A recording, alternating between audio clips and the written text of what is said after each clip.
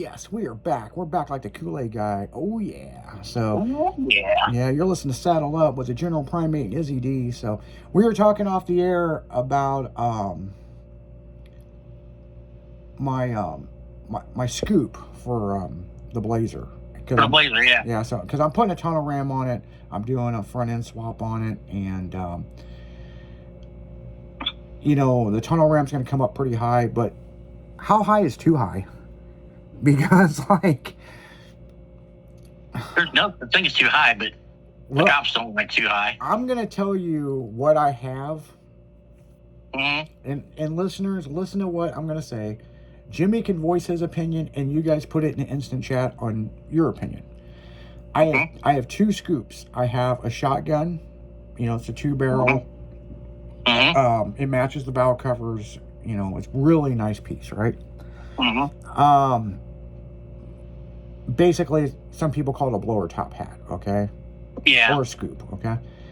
And then, from a friend of mine, ordered this, and he sold his Pro Street car. I didn't even know he had it. And I ended up buying it for the price that he bought it for, which was before COVID prices, okay? I like that. And he just wanted his money back.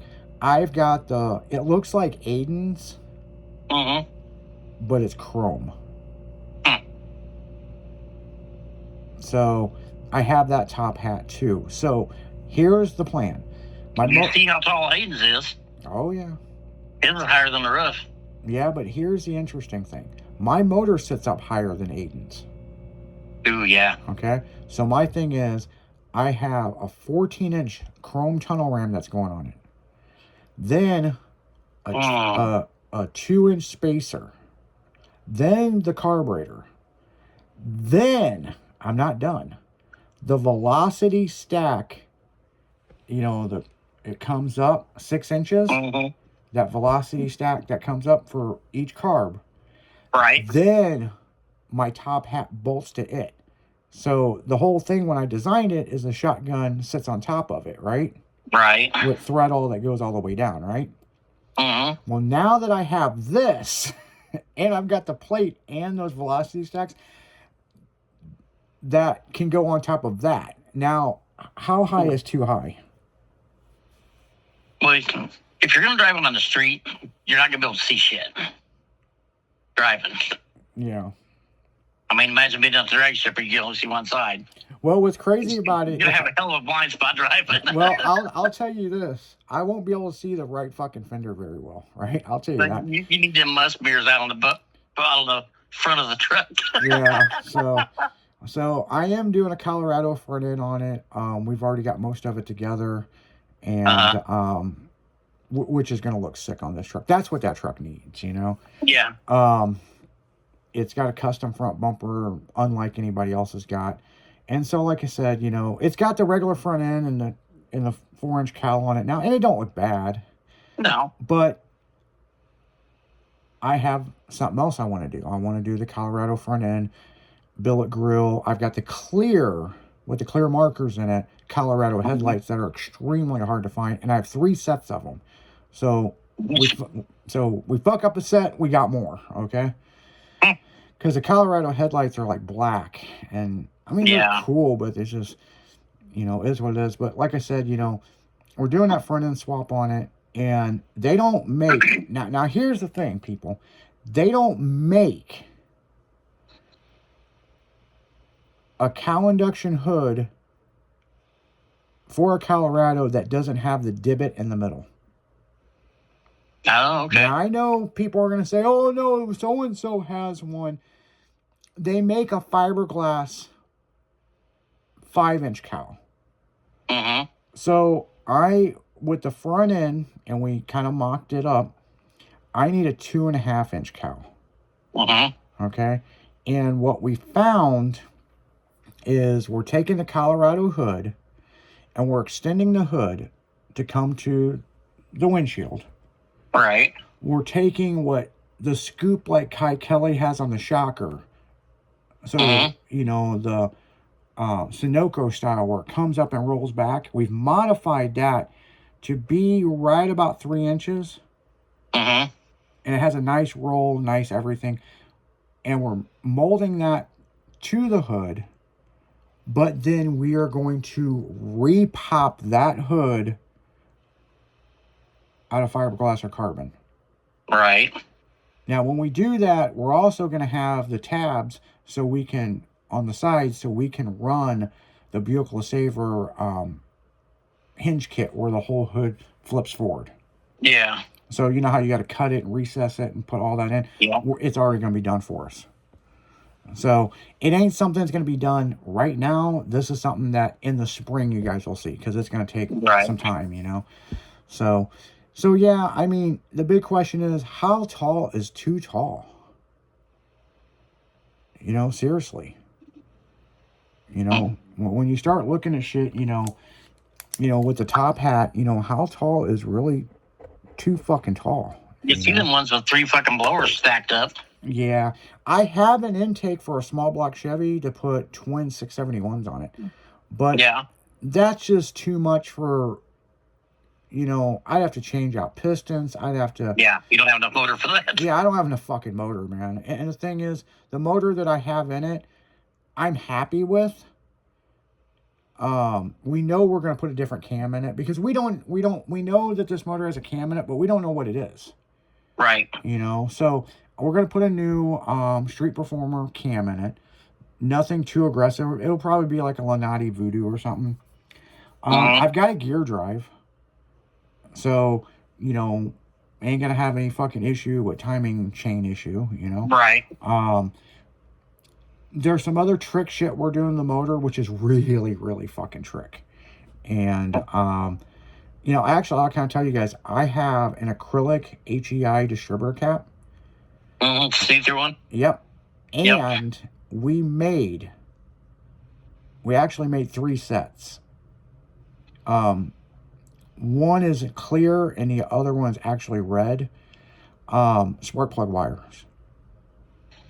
So I have the clear ones on my motorcycle. Yeah, we actually had me and Steve-O from the afternoon show actually looked this up, and he knew a company that sold that wire, but then the ends of it, we had to use the MSD ends.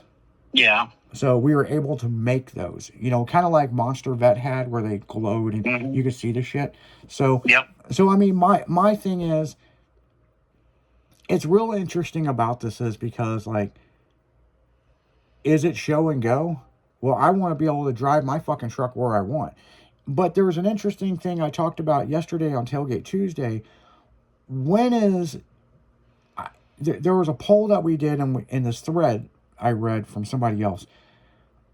Is there a mod on a vehicle, Jimmy, that you regret? Suicide doors. Yep, that was a big one that was said a lot. Suicide doors. Suicide doors, shaving door handles. Yes. Body drop in my truck, making it so over the top I can't daily it anymore. Yep. And that's just like lifted trucks, you know what I'm saying? Yep. You went so far high up, so over the top, you kept getting pulled the fuck over.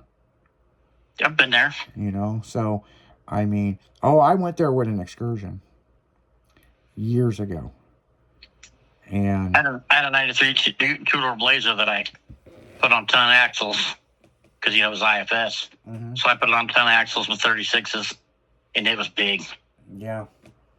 Yeah, and that's the big thing. I mean, you know, and we'll talk about that here in the next segment because I've got some interesting stuff. But back to this thread, you know, people were saying, what is a mod that you regret, that you wouldn't do again? Or a guy had Lambo doors, like, oh, great, Lambo doors.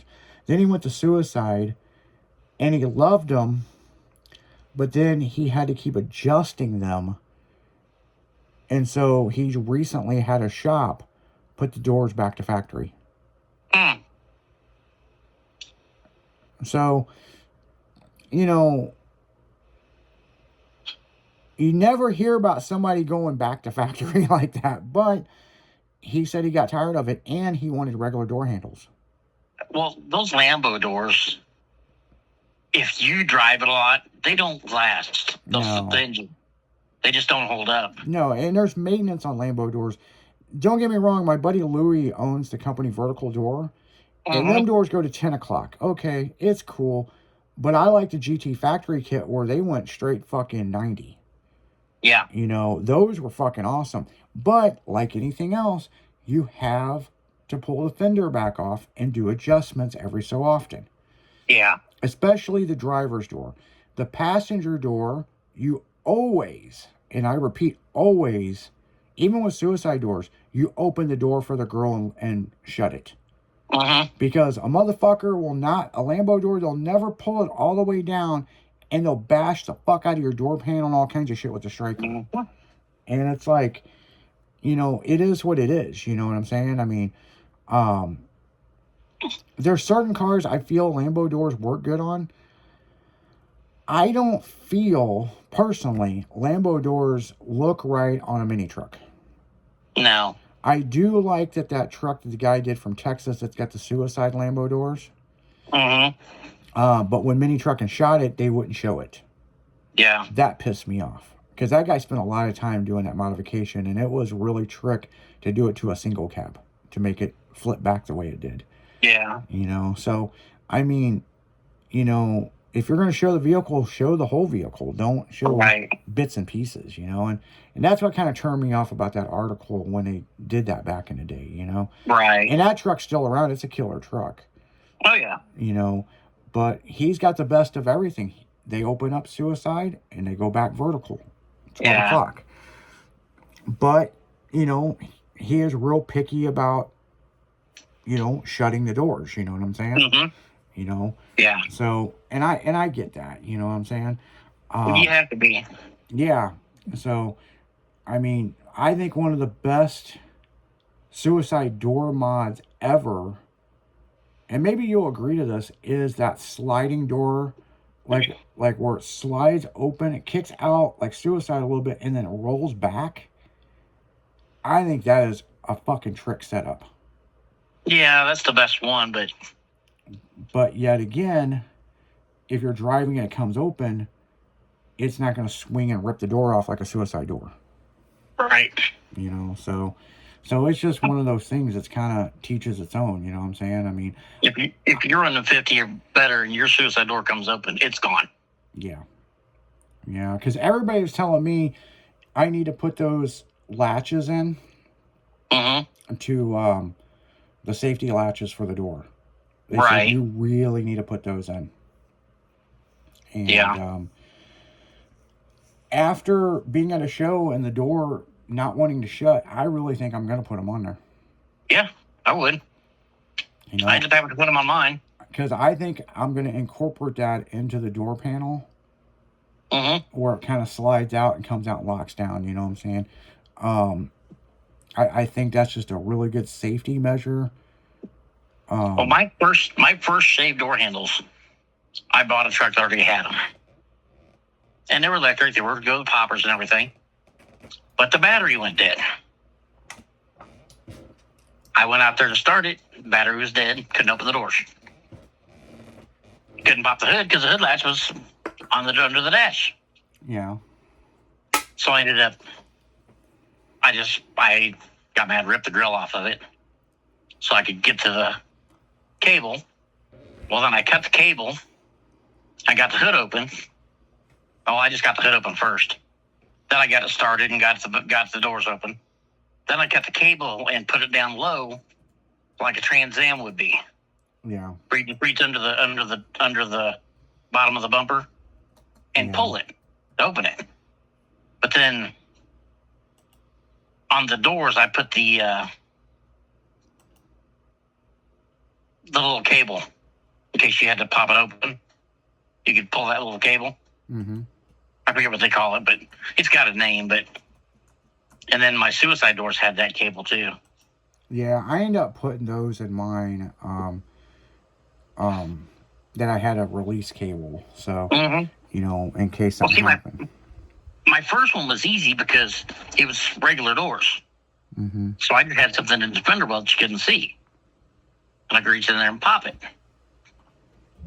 But the fucking suicide door was harder to hide because they had to be somewhere in the back. So they were actually through to the bed and under the bed cover. Oh, okay. Oh, yeah. Because mine was the Ranger, Syndicate Ranger, and my fuel tank and everything was under there. My fuel filler was shaved. So right under there was the pull for the driver's door. Yeah, because I kind of Right there got by the that. gas. I kind of got that issue with my Blazer, like everything shaved up. You know what I'm saying? Yep, that's how my Ranger was. You know, but I'm also going to cut the roof out and put a huge sliding rag top in. So if I want in this motherfucker, I can get in there. And another trick thing is, my back glass is different than everybody else.